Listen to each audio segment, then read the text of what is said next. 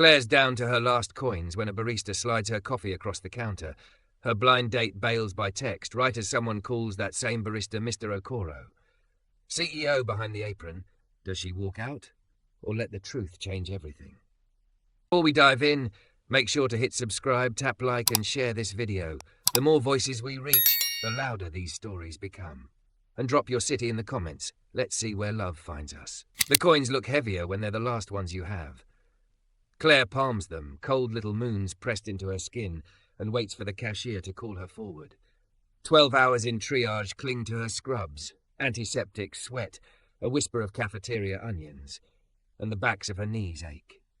She shifts her weight, the line nudging her toward the blackboard menu, toward prices she already knows. Drip coffee is cheapest. She practiced the math on the bus. When it's her turn, she tips the coins onto the counter and says, "Small drip, please." Her voice comes out hoarse. The cashier, teenager, silver hoop, tired eyes, punches a few buttons. The card reader blinks. The teenager frowns. "I'm so sorry, it's declining. It says a pending hold?" "Of course it does." Claire's cheeks blaze. That stupid 35-cent hold from the pharmacy for a bottle of generic ibuprofen. The teenage cashier looks panicked, as if she broke Claire's life. Claire reaches for the coins. "It's okay, A voice beside her, low and warm. "Keep it. She's good." She turns. He's tall, broad-shouldered, skin the deep brown of hazelnut shells, sleeves pushed up to reveal strong forearms dusted with flour. He wears a black apron over a charcoal hoodie and a coat slung carelessly over one shoulder, like he either just got here or is about to leave. His smile is easy, not pitying. Behind him, steam hisses, grinders hum, and he moves like the hum belongs to him. "I can pay," Claire blurts. I have cash." She scrapes the coins forward again, stubborn, because pride is fragile and hers has been stepped on all day. The man nods at the cashier. "Ring it in. I just comped a tray of test pastries. Our cost of kindness is the same." He looks back at Claire. "You wanted small?" She swallows. "Yes, thank you." He doesn't walk away. He fills the cup himself, hands steady, then slides it toward her. His name tag is missing, but the way the barista at the milk station straightens when he speaks tells its own story. The man's eyes flick to Claire's hospital badge, Donovan, RN, then up to her face. He notices everything. People like him always do. "Long day?" he asks. "Is it that obvious?" She forces a smile, adjusting her coat around her hips. She's thick where the world has opinions. Full legs, a waist that curves into soft hips, a chest that makes scrub tops ride up if she doesn't tug them down twice. She's learned to stand like she means it. She stands like that now. "Only because I grew up with one in the house," he says. "My mom. She'd come home looking exactly like that, like a hero someone forgot to thank." The words land so precisely, her vision wobbles. "You don't even know me." He lifts a shoulder. "Coffee helps. Try me if you want a second opinion." She wants to laugh, to deflect, to say she's waiting for someone, because admitting what the coins mean would split her open. Instead, she carries the cup to a corner table and sits where the late winter sun smears itself across the glass and the city hurries by pretending not to notice itself. Her phone pings, a message from the dating app. "Drew. Parking. Be there soon." She exhales and watches steam drift off the coffee. She bought the cup to buy time, so she wouldn't look like a loiterer, so the staff wouldn't side-eye a woman in scrubs sitting for free. She bought the cup to look like she belonged in a place with warm lights and prettier people. A plate thunks down. A croissant, glossy and golden, sits in a halo of crumbs. "I didn't order." The man gestures. "We're testing a new laminated dough. Tell me if it flakes right. Consider it. What's the clinical term? A necessary intervention." "I can't." She starts to protest, but the buttered smell hits like a memory of her grandmother's kitchen when rent wasn't late and every window was open. Her stomach betrays her with a small, mortifying growl. "Okay, I'll critically evaluate it." He grins. "Critical evaluations are my favourite. I'm Malik, by the way." "Claire?" She doesn't shake his hand. Hers are chapped, the cuticle on her thumb torn from gloves and soap. He notices that too. His gaze is kind, not clinical. He hovers a beat, then gives her space. On his way back to the counter, a small boy drops a hot chocolate, the lid pinging like a cymbal. Without flinching, Malik crouches, soothes the child. "Happens to all of us, buddy," and waves off the anxious mother. He moves as if the floor belongs to him, as if messes are puzzles, not inconveniences. The barista with the hoop calls across the espresso machine. "We're short on oat. I'll run down to the basement." "I'll get it," Malik says, already sliding past to the back. The kid at the register glances toward Claire and mouths, "Sorry again." Claire lifts her croissant in a tiny toast. The kid relaxes. She takes a bite and tears prickle. It shatters soft, the layers singing against her teeth. It tastes like a reprieve. Her phone pings again. Drew, actually running late. 15 minutes? She texts back, no worries, and hates how quickly she forgives strangers. Time sifts. The cafe settles into its late afternoon rhythm. Laptops, low murmurs, a high school couple pretending to study. Claire sips slow to make the cup last. Her rent is due Friday. She has $47 in her account. Her certification exam fee clears next week if she passes. She bought this coffee because she needed for 1 hour, not to be the woman who asks for hot water and stirs in a tea bag she saved from a break room. Verdict? Malik is back, one hand braced on her table. Up close, she sees a small scar above his left eyebrow, crescent and pale, the kind that comes from childhood mischief. His hoodie is dusted with flour, his forearms are dusted with something else, the soft fuzz of callus that comes from work and choice, not accident. "It's the kind of pastry you forgive for all your exes," she says, surprising herself. He barks a laugh. "Can I put that on a poster?" "Only if you spell my name right." She nudges her badge. He points at the RN under her photo. "Thank you for existing, Claire Donovan. Truly." The words strike a raw place. You don't have to say that. Most people don't. Most people are wrong. He looks at the empty plate, then at her coffee. "You're waiting for someone?" "A blind date," she says, and wants the floor to swallow her. "First in a while. My friend made me promise to try, and the universe punished me by giving me a man named Drew." "Drew could surprise you," Malik says, his mouth twists. "Or he could be a Drew." She smiles despite herself. "I'm here for either outcome, apparently." He nods toward the window. "I can keep you company until he shows if you want. I'll sit over there and send you a thumbs up if he's decent and an SOS if he's wearing a fedora." "Do you do that for all your customers?" "Only the ones who look like they held dying people's hands today." His eyes soften. "You have that look." She drops her gaze. The morning's patient flashes, blue lips, white sheet, a son arrived too late. "Yeah." He doesn't fill the silence with platitudes. He lets it breathe. She didn't realize how hungry she was for that too. Time moves again.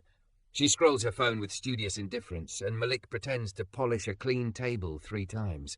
He laughs with his staff. He listens more than he speaks. Once the barista with the hoop calls him boss, and Claire assumes it's a friendly joke. Everyone calls someone boss in this city. Her phone pings. "Drew, actually something came up. Rain check?" The words blur. The screen might as well be a blank wall with no scrawled across it. Claire stares until the letters stop dancing. She types, "Sure," and deletes it. She types, "No worries," and deletes that too. She types nothing. Her throat closes. She takes a sip of coffee and tastes cardboard. Malik sees. She knows he does by the way his shoulders drop, by the way he approaches as if he's walking into a room where someone is sleeping. He doesn't ask if she's okay. He pulls out the chair across from her and sits. "Company," he says, matter of fact. No agenda. She nods. The relief is enormous, embarrassing. They talk about unimportant things that are actually the important ones. He asks her what she does to not grind her teeth at night. She admits to watching videos of people rescuing raccoons from dumpsters. He confesses to a hobby of timing how fast his baristas can pull a perfect shot without the machine's automated timer, just for fun. He asks why nursing, and she says she wanted to be the person in a room who didn't look away. He asks what she wants, really wants, and the answer falls out before she can censor it. To not count dollars like pills, she says. To not have to choose between heat and groceries. To have a day that doesn't feel like I'm holding my breath until I get home. Malik's jaw works. "I built this place so people could exhale for a minute." Then, as if he said too much, he looks away, fiddling with a sugar packet. "You built, like you designed that pastry?" She gestures to the plate, teasing, because the alternative is to ask what he means, and that feels like trespassing. He smiles crooked. "Something like that." His phone vibrates. He silences it without looking, then finally glances at the screen. A flicker of annoyance, quickly smoothed. He slips the phone face down. The door opens. A delivery guy hustles in with white bakery boxes stacked to his chin. "Where do you want these, Mr. Okoro? Roastery or your office upstairs?" Malik looks up. The staff look up. Claire does too. The word hangs in the air like a bell. Office. Mr. Okoro. Her eyes find his. He doesn't look away this time. The hum of the grinders seems to sharpen. Outside, a bus sighs at the... Don't forget to subscribe for more intense cinematic love stories. Your click helps us make the next chapter. The boxes thump down like punctuation marks, and the word Mr. Okoro hangs between them. Claire's cheeks go hot. She stands so fast her chair squeals. "I should go," she says to no one in particular. Shame scolds over the coins, the croissant, the way she let a stranger be kind to her without an invoice attached. She's worked too hard to be someone's good deed. Claire. Malik says her name like a steadying hand. He doesn't reach for her. He doesn't block the path. "Give me 60 seconds before you decide I'm a cliché." "I don't think you're a cliché." Her voice cracks anyway. "I think I misread the room. The room is yours, too." He tips his head toward the corner stairs.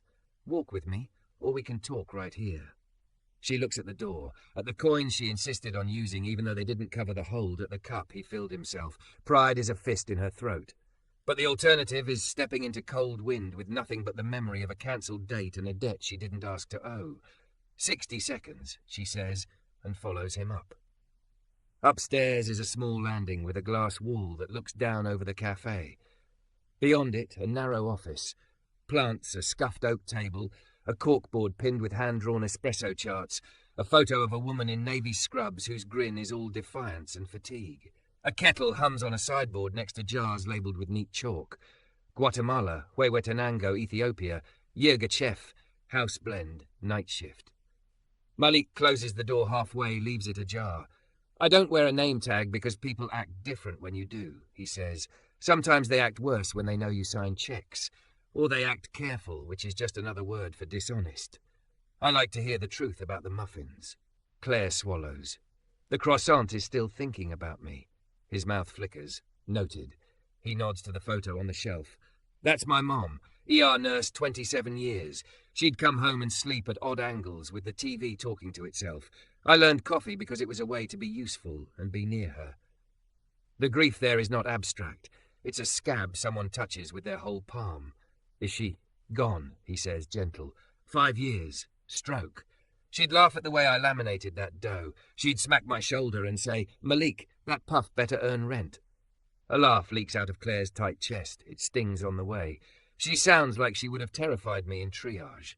"Nah," he says, "she would have stood between you and anyone trying to cut in line." He pours water over grounds in a glass cone, slow circles. The smell blooms like a soft hallway. We run a quiet tab downstairs. Night shift. Folks prepay coffee for nurses, EMTs, whoever shows a badge. I didn't comp you because you look broke. I comped you because it's printed into the business, like flour in the recipe. Her eyes prick. Relief and humiliation are cousins who look too much alike from far away.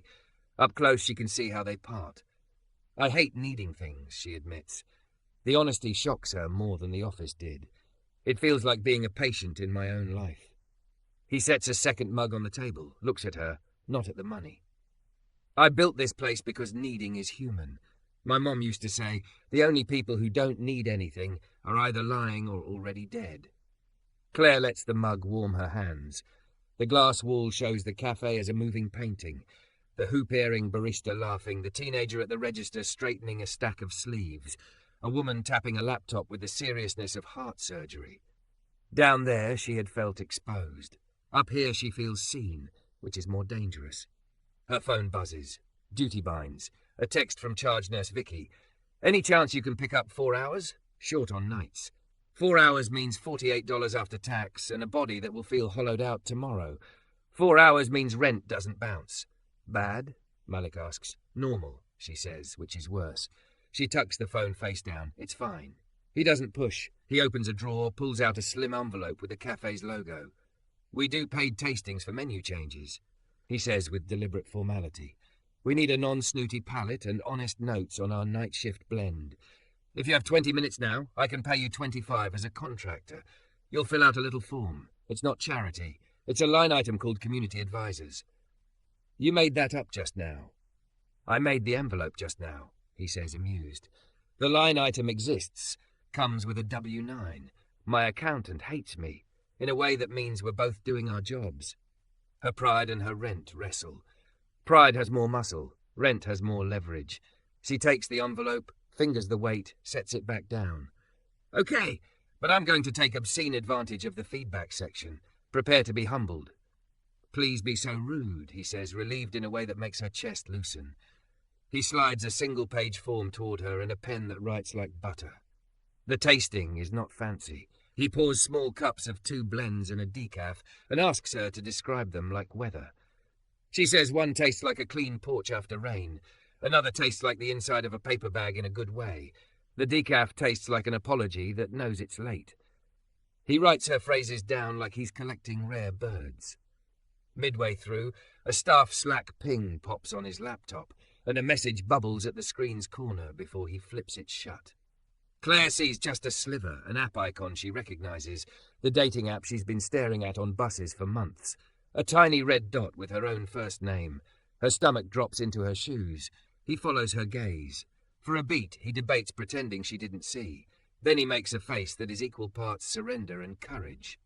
I owe you an apology, he says, and probably a better explanation than any I can think of. She glances at the mug, at the envelope with $25 waiting for the rent to stop wobbling. For what? For being Drew, he says, and slides his phone across the table with the chat open. The thread is theirs. Her parking. Be there soon sits above his hastily typed, running late, 15, and the last text that felt like the rug yanked from under her. Something came up. Rain check? Under his profile, the name reads Drew M. The first line of his bio reads, not a fedora guy. The second reads, uses middle names. She stares until the letters de-blur. Drew, because... Andrew, he says. Malik Andrew Okoro. I use my middle name on the app so I don't get 10 DMs about franchise opportunities. It's stupid. I'm sorry. He exhales. I saw you come in. I was going to meet you off the clock like a normal human, but the delivery arrived early, and then the machine shuddered like it was about to die, and I panicked. I didn't want your first impression to be me looking like I needed you to applaud me for paying for your coffee. I thought I'd reschedule and do it right. Then I sat across from you anyway because I didn't want you to sit there alone. There it is, the truth, messy and inconvenient, handed to her without varnish. It lands hard and then lands true. Anger dashes through her and burns out.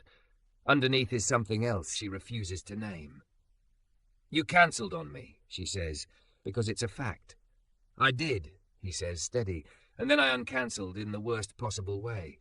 She barks a laugh because the phrase is absurd and exact. You know you made me forgive a stranger twice in one afternoon. That's a lot of forgiveness for one woman, he says. I don't deserve it yet. She looks at him properly. Flower in the crease of his wrist, a crescent scar over his eyebrow. A leader who still likes the floor.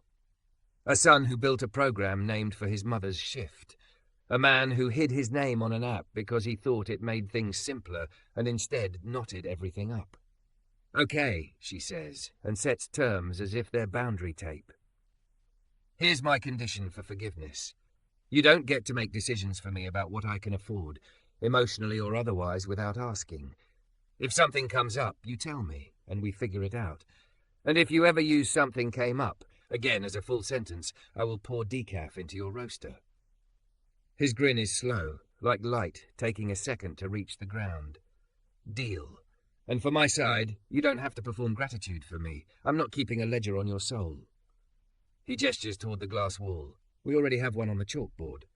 Downstairs, at the far end of the menu, she can see it now, a small black slate with white slanted letters. Night shift tab. 227 cups. Scribbled underneath, in different handwriting, a little heart next to the word thanks. Her phone buzzes again.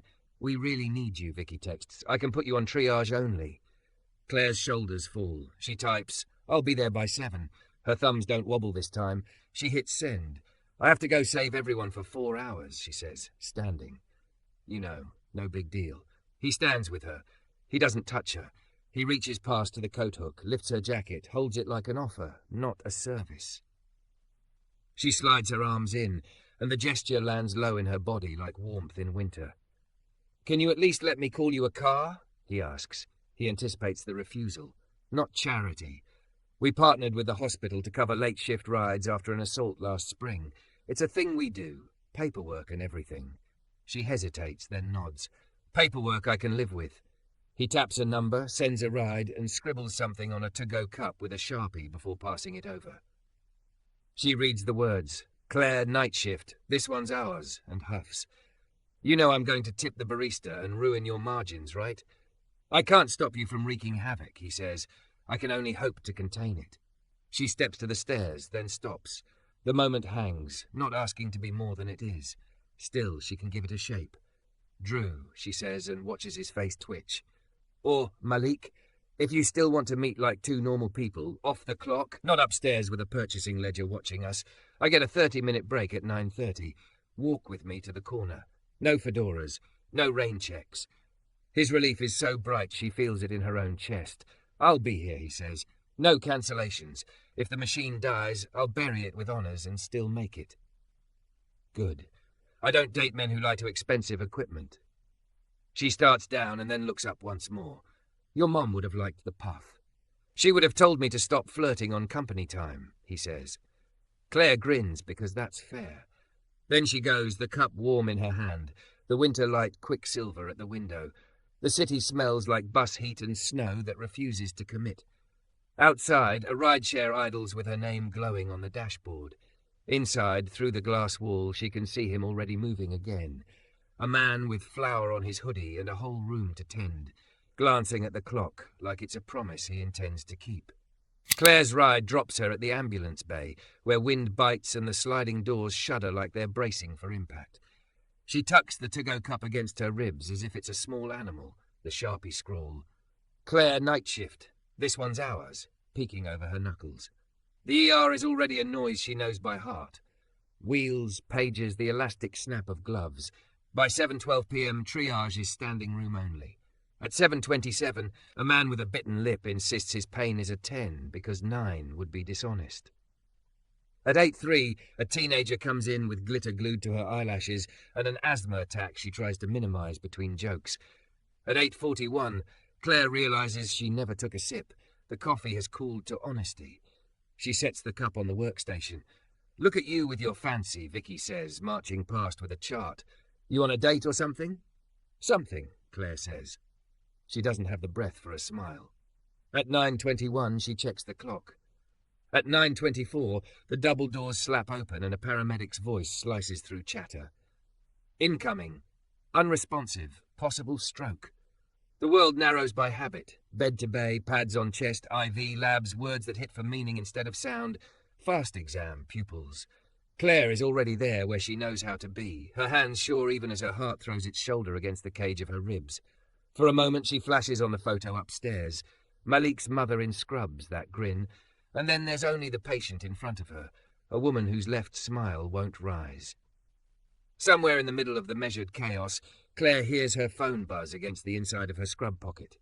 She ignores it, counts respirations, speaks calm over the noise. By the time the neurology team takes over, she's damp with effort, and the clock says 9:48. She steps into the hallway, backs into a patch of wall, and finally checks. A message from an unknown number pops up, unslick and plain. "I'm on the corner across from the bakery next door. No fedora. No rain checks." She smiles despite the weight in her sternum and types with fingers that still smell like hand sanitizer. "Running late. Code. Not blowing you off. Roger that. I'm here. No decisions made on your behalf. Promise." She pockets the phone, washes her hands until the hot water cools, takes one bracing gulp of coffee, and tells Vicky she's going on break. Outside, the night is a bruise. The block's bakery has gone dark, their racks empty except for a single ghost of flour. Across the street, under a streetlight, Malik waits with his hands in his coat pockets and two small steaming cartons at his feet like patient dogs. He sees her, straightens, and the worry on his face rearranges itself into something like relief. "Hey," he says softly. "No, look what I brought." "No, you look tired. Just hey." "Hey," she returns, and every muscle unclenches half an inch. You've been standing here this whole time? I sat on that milk crate for a while, he admits. But I figured the crate and I should see other people. Her laugh releases heat she didn't know she had. He nudges one of the cartons with a toe. Soup from Mrs. Kwan's around the corner.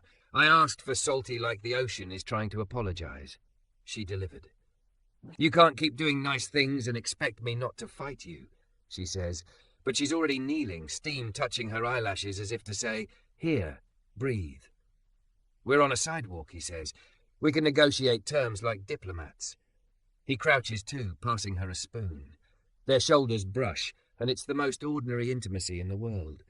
They eat sitting on the step of the closed bakery, carton lids balanced on their knees. The soup does what soup always does when it's doing its job.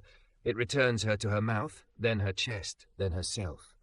One true thing each, he says when she's halfway through. No speeches, just the kind you can fit into a sentence. I'll go first to prove I'm not a coward. I cancelled earlier because I was afraid you'd treat me differently if you knew I owned the place, and I hate that about myself. Her spoon pauses. He waited. He didn't edit. She owes him something of equal weight. Okay, one true thing. The coins I tried to pay with were my last ones. I was buying time, not coffee. He nods, no flinch. Second true thing.